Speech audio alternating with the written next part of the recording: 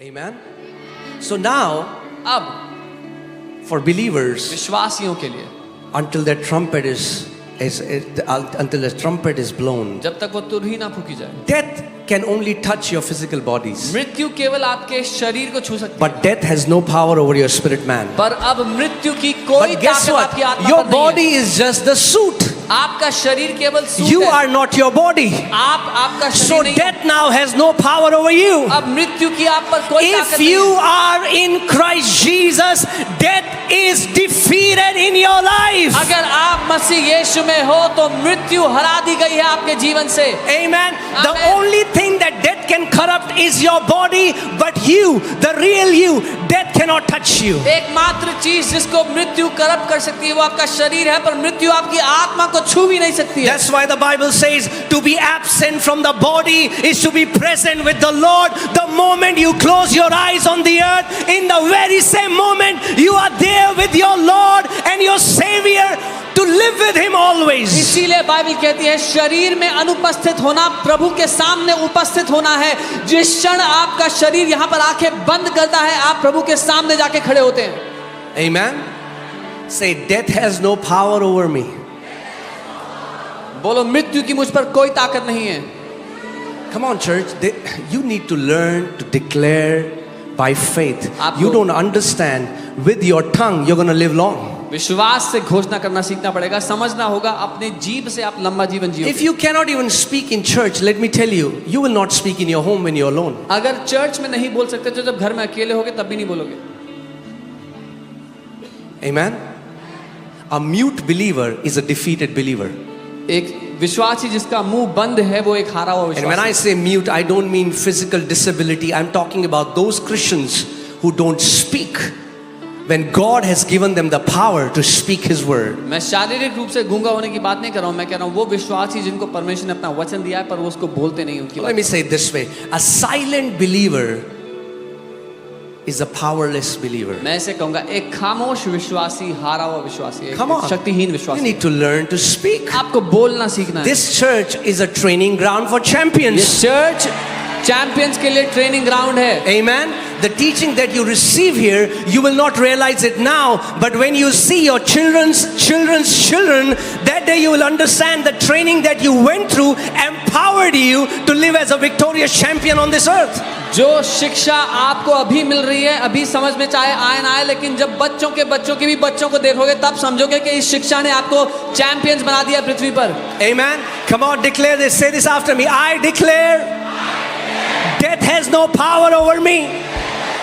मेरे साथ कहो, मैं घोषणा करता हूं कि मृत्यु की मुझ पर कोई ताकत नहीं है। Amen. Hallelujah.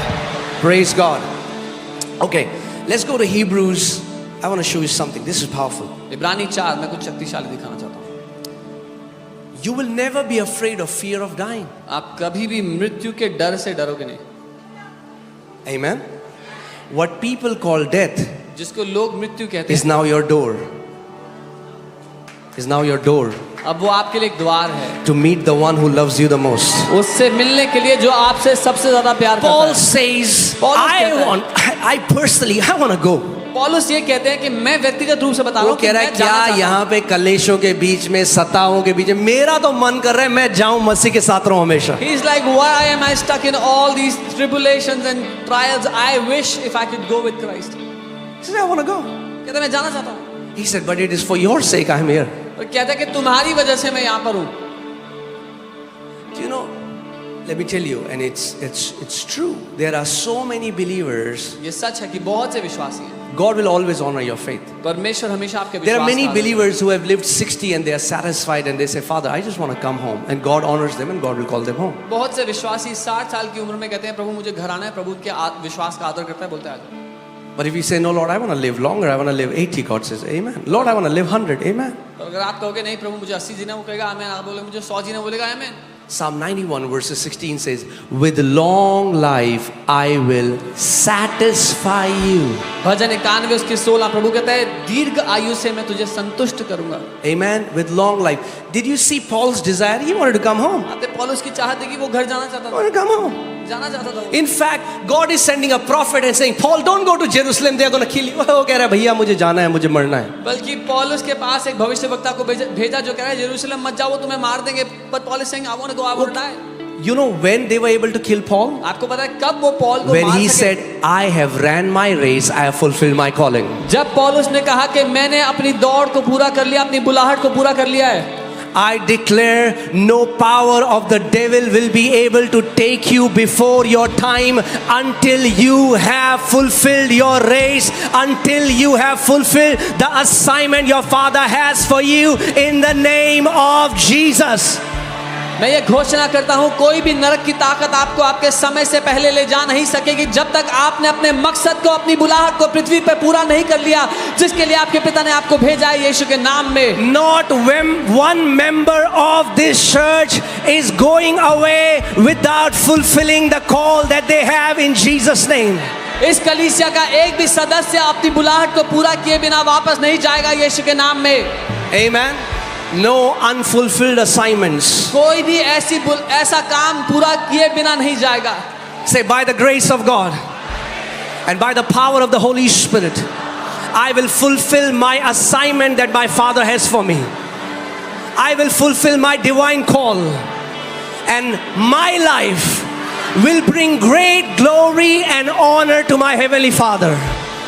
बोलो, परमेश्वर के अनुग्रह के द्वारा और पवित्र आत्मा की सामर्थ्य के द्वारा मैं अपनी बुलाहट को पूरा करूंगा और मेरा जीवन मेरे पिता की बड़ी महिमा का कारण होगा यीशु के नाम में. Amen, amen, amen. We are not going empty-handed. हम खाली हाथ नहीं जाएंगे. We are not going empty-handed. खाली हाथ नहीं We जाएंगे. are taking millions of souls with us to our Father's house. हम लाखों प्राणों को बचा करके जाएंगे साथ में. Amen, hallelujah. And the Bible says in the book of Revelation, और प्रकाशित वाक्य में बाइबल that's the कहती है, only privilege you and me have. एकमात्र सौभाग्य आपको मुझे The मिला. Bible says, बाइबल कहती है, the good works of the righteous follow them. धर्मी जन के भले काम उनका पीछे पीछे चलते हैं. Amen. So when you enter your final abode, जब आप अपने अंतिम घर में प्रवेश करोगे, there is a train coming after you. एक ट्रेन चल के आ रही है आपके पीछे पीछे. Amen. Amen. And that's why as long as you live, और इसीलिए जब तक आप जियो, live the best life for your God. सर्वोत्तम जीवन जियो अपने प्रभु के. Serve Him the best way you can. सबसे अच्छे तरीके से उसकी सेवा करो. Amen.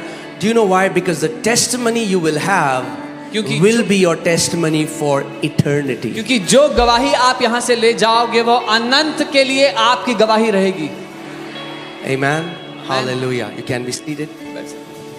So let's see Hebrews 2. I'll read verses 14 to 15 in the New Living Translation because I love how the New Living Translation portrays it. इब्रानी 2 का 14-15 new living translation में बहुत अच्छा लिखा हुआ है. Okay, because God's children are human beings. क्योंकि परमेश्वर की जो संतान है वो मनुष्य हैं. New King James says flesh and blood. New king James में लहू और मांस लिखा है. Made of flesh and blood. Again he वो लहू और clarifies मांस के that. बने हैं. The Son also became flesh and blood. इसलिए पुत्र भी लहू और मांस बन गया. That means the Son of God. इसका मतलब परमेश्वर का The पुत्र. Son of God, because God's children are made of flesh and blood. क्योंकि परमेश्वर के बच्चे लहू और मांस के बने हैं. So the Son of God, Jesus Christ, also became flesh and blood. इसीलिए परमेश्वर का पुत्र यीशु मसीह भी लहू और मांस बना. Because hear this. सुनिए, For only as a human being could he die. क्योंकि मनुष्य बनकर ही वो मर सकता था. If Jesus could have just appeared to this earth as God and they would have nailed him to the cross, he would laugh. अगर यीशु मसीह परमेश्वर रूप में आते और उसको क्रूस पर चढ़ाते तो वो हंसता उन पे. Because God cannot die. क्योंकि परमेश्वर मर नहीं सकता. Is that true? है कि नहीं? So Jesus identified with humanity, So यीशु ने अपनी पहचान को मनुष्य जाति से मिला लिया. became flesh and blood लहू और मांस बन गया so that he could die. ताकि वो मर सके. See, that's what many people in other faith don't understand. They say if Jesus is God, God cannot die. ये है जो That's the बहुत mystery. से ये है जो बहुत से लोग नहीं समझते. वो कहते हैं अगर यीशु परमेश्वर है तो वो मर नहीं सकता. पर यही तो रहस्य है. Yes, he had to die, उसको मरना पड़ा. but he didn't just come to die. वो मरने के लिए नहीं आया था सिर्फ. Let me try again. मैं दोबारा ट्राई करता हूँ. Amen. Jesus became flesh and blood so that he could die. यीशु लहू और मांस इसलिए बना कि वो मर सके। Hear this. सुनिए, For only as a human being could he die, क्योंकि केवल मनुष्य बनकर ही वो मर सकता and था only by dying could he break the power of the devil. और मरने के द्वारा ही वो शैतान की ताकत को तोड़ सकता था। Who has? Who? Come on, I love what Bible says. Who had the power of death? Devil doesn't have the power of death over your life. He had the power of death. But the Bible says when Jesus went to Hades, he defeated devil, he rose up and he says, now I have the keys of Hades and death. और यहाँ ऐसा नहीं लिखा कि जिसके पास है, लेकिन लिखा है शैतान के पास थी मृत्यु की ताकत, लेकिन जब यीशु अधोलोक में उतरे तो उसने शैतान को हरा दिया और उससे मृत्यु की वो ताकत छीन लिया और कहा अब मेरे पास अधोलोक और मृत्यु की कुंजियां हैं। When devil tells you, I'm gonna kill you and your family, you just laugh at him. You just say, oh loser, you don't have the power of death over me and my family anymore. You had the power of death. My Lord has snatched the keys of death from you. No more you have the power of death. जब शैतान आपसे कहे कि मैं तुझे तेरे परिवार को मार दूंगा तो उस पर हंसना, ये कह के अबे हारे हुए, तेरे पास तो मौत की ताकत ही नहीं है मेरे परिवार के ऊपर और मेरे ऊपर, मेरे प्रभु ने तुझसे वो ताकत छीन ली है। Amen. Hallelujah. But you know what? Now let me tell you something that's you need to pay a lot of attention. पर बहुत ध्यान देना इस बात। Satan doesn't have the power of death. He had, शैतान के पास मृत्यु की ताकत नहीं है, पहले थी, but he can still kill believers. पर फिर भी विश्वासियों को मार सकता है। How? कैसे? Because the power of death and life is in your tongue. क्योंकि मृत्यु और जीवन की ताकत आपके मुंह के अंदर, So what आपकी does he जुबान do? में है।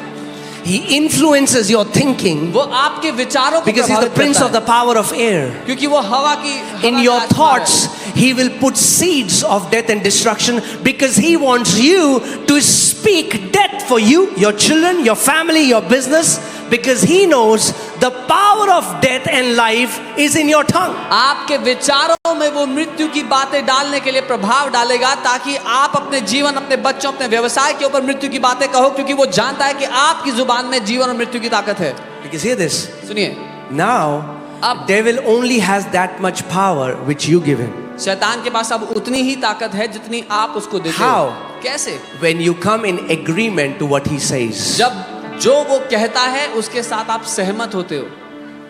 Are you guys getting what I'm saying? समझ रहे हो जो मैं कह रहा हूँ? See, Holy Spirit will highlight these things from the Word. Why don't you think the writer of the Bible, which is the Holy Spirit, wrote, "Who has the power of death"? No, but he wrote, "Who had the power of death." पवित्र आत्मा जो वचन का लेखक है, जिसने प्रोत्साहित किया वचन के लिखे जाने को, उसने क्यों ऐसा नहीं लिखा जिसके पास मृत्यु की ताकत है, पर उसने ये लिखवाया जिसके पास मृत्यु की ताकत थी। Only in this way could he set free all who have lived their lives as slaves to the fear of dying. और केवल इस ही तरीके से वो उन सबको आजाद कर सकता था जो जिए, ताकि वो मृत्यु के डर के दास ना रहें। Today everyone will be set free from the fear of dying in Jesus' name. आज हर कोई आजाद किया जाएगा मृत्यु के डर से। Because the Bible says the sting of death has been removed for every believer. क्योंकि बाइबल कहती है हर एक विश्वासी के लिए मृत्यु का जो डंक था वो नाश कर दिया गया है। What does that mean? What happens when a scorpion stings you? क्या होता है जब बिच्छू किसी को काटता Or है what happens when a bee stings you? या एक मधुमक्खी काटती है? There is tremendous pain. दर्द होता है। What is the Bible saying? The sting of the death has been removed. Bible क्या कह रही है कि मृत्यु का डंक That नाश कर दिया means गया है। when a believer dies, इसका मतलब जब एक विश्वासी मरता है there is no pain of death. तो मृत्यु का दर्द नहीं The है। crossover is smooth. The crossover is blessed. You will not even know you were alive here and your last time will come. You will see angels or you will see Jesus and you will cross over without the pain of death. जब आप उस पार कदम रखेंगे, एक क्षण पहले आप इस पार जिंदा थे, लेकिन जब आप उस पार कदम रखेंगे तो आप एकदम से स्वर्गदूतों को देखेंगे, आपको मालूम भी नहीं होगा कि आपने कब वहां प्रवेश कर Can you लिया। think about this? Every person in the Sanhedrin of Jews, they are stoning Stephen. a young boy, can you imagine what will happen if people are stoning you? यहूदियों में आप People will be देखेंगे screaming with pain. कि स्तिफनुस पर वो लोग पत्थर मार रहे थे, पथराव कर रहे थे, और अगर किसी पे पत्थर मारे जाएंगे तो वो चिल्लाएगा दर्द से। But it was like his physical senses were shut off, पर ऐसा and he था- saw the heavens open, and he saw the Father and Jesus standing up in heaven saying, Stephen, come my son, we are very proud of you. Stephen had no sting of death. पर वो ऐसा था कि स्टिफनुस के शरीर में दर्द होने वाली कोशिकाएं जैसे बंद हो गई, और वो अपनी आत्मा में पिता को और उसके दाहिने हाथ पुत्र को खड़े देखता है, और वो कह रहे कि हमारे बेटे स्टीफन आ जाओ। He didn't go cry, oh God, why is this happening?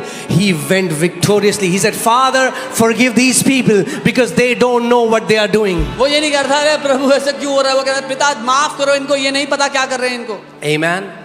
So death will not be a painful experience, मृत्यु- but a glorious experience of you crossing over to your eternal home. मृत्यु एक दर्दनाक अनुभव नहीं, लेकिन एक महिमा से भरा अनुभव होगा जब आप अपने उस महिमा के घर में प्रवेश करेंगे। Amen. Hallelujah. Because even if you see for so many people who have near death experience, not near death, but who cross over and come back, they say that it just felt, it just happened in the twinkling of an eye. अगर आप उन लोगों से मिलेंगे, उनसे बात करेंगे जिन्होंने मृत्यु का अनुभव किया, और वो उस पार जाके इस पार वापस आएंगे, बोलेंगे पलक झपकते ही हो गया। That's why the Bible says for us, as in they sleep in the Lord. How do you enter your sleep? You don't even get to know. You lie down and just you don't even know when from this realm you enter into that realm where you sleep. In the same way, for a believer, they will not even know. और Bible There विश्वासी- they are, and the next moment they are there with their Lord and Savior. और Bible विश्वासियों के लिए कहती है जब वो प्रभु में सोएंगे, जब आप सोते हैं तो आपको मालूम नहीं होता कब आप जागे और कब आप सो गए प्रवेश करके नींद में। ठीक वैसे ही विश्वासियों के लिए होगा जब वो यहाँ पर सोएंगे, प्रभु के साथ में होंगे, सामने होंगे। Amen. Are you experiencing hope? क्या आप आशा का If you're experiencing अनुभव hope, कर रहे show me. हैं? If अगर you're Asha experiencing hope, then I'm doing a good job. अगर आप आशा का अनुभव कर रहे हैं Because तो that's अच्छा what a काम कर रहे preaching is supposed to हैं। be. क्योंकि प्रचार का The यही काम preaching है। of the word of God is supposed to give God's people hope and build faith in them.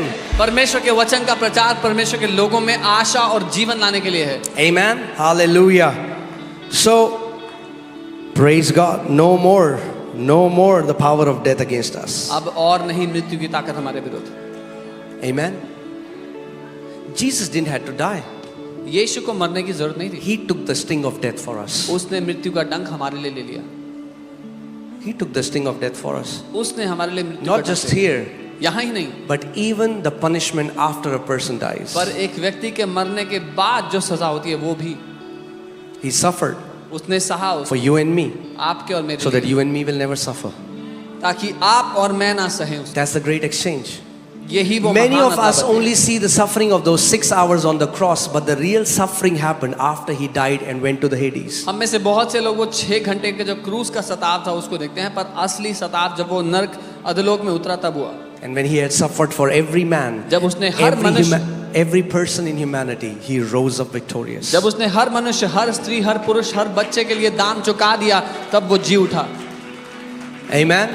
So if anybody tells you go to hell, अगर कोई आपसे कहता है भाड़ में जाओ, just tell them, I'm sorry, even if I try, I cannot. उनसे कहना सॉरी, अगर चाहूं भी तब भी नहीं जा सकता, Because my Lord went to hell on my behalf. क्योंकि मेरा प्रभु मेरे हिस्से में नरक में चला गया। Amen. Hallelujah. Praise God. Okay, now, as Jesus partook of flesh and blood, we can partake of divine nature. ठीक जैसे यीशु ने लहू और मांस में हिस्सा लिया, अब हम उसके अलौकिक स्वभाव में हिस्सा ले सकते हैं। Even though you look like humans, हालांकि आप दिखने में इंसान दिखते हो, but you're not humans anymore. पर अब आप इंसान नहीं हो। Yes, the Bible tells us that. हाँ, बाइबल हमें बताती है ऐसा। That's why we are new creation. इसीलिए बाइबल हमें एक नई सृष्टि कहती है। Amen. आमीन। That's why when people ask me, are you a Christian? I said, what do you mean? जब लोग पूछते हैं आप ईसाई हो, आप मसीह हो, मैं बोलता हूँ क्या कहना चाहते हो? क्या Because if मतलब? you mean that if I was born in a Christian family and my name is John David, no, I'm not that Christian. अगर आप कहना चाह रहे हैं आप ईसाई परिवार में पैदा हुए, आपका नाम जॉन डेविड नहीं, मैं वो नहीं। But if you mean I am born of God and I'm a new creation, then certainly I am. पर अगर आप कह रहे हो मैं परमेश्वर से जन्मा हूँ और नई सृष्टि हूँ, तो हाँ मैं हूँ। You know, a person can be born in a Christian family and not be a new creation. एक व्यक्ति मसीह परिवार में पैदा होने के बावजूद नई सृष्टि ना हो, यह संभव है। Amen. That's why we इसलिए are new creation. हम एक नई सृष्टि हैं। Amen. You are a new creation. आप एक नई सृष्टि हो। You know how a believer is different than any other person? आपको पता है एक विश्वासी कैसे बाकी किसी और से Every अलग other है? person has their body, बाकी सब मनुष्य their में, soul, and their spirit. बाकी सब मनुष्य में उनका शरीर, उनका प्राण और उनका आत्मा है। For a believer, एक विश्वासी we have में our body हमारे पास हमारा our soul, शरीर, हमारा प्राण and two spirit. और दो आत्माएं। Your human spirit आपकी मनुष्य आत्मा and the Holy Spirit और one with you. पवित्र आत्मा जो आपके साथ एक हो चुका है। Amen. आमीन। So in your house, अपने घर, आपके घर में God lives. That's why the Bible says, don't you know you are the temple of the Holy Spirit where God dwells. आपके घर में पवित्र आत्मा रहता है, इसलिए बाइबल कहती है क्या तुम नहीं जानते तुम्हारी देह पवित्र आत्मा का मंदिर है जहां वो रहता है। Amen. All right.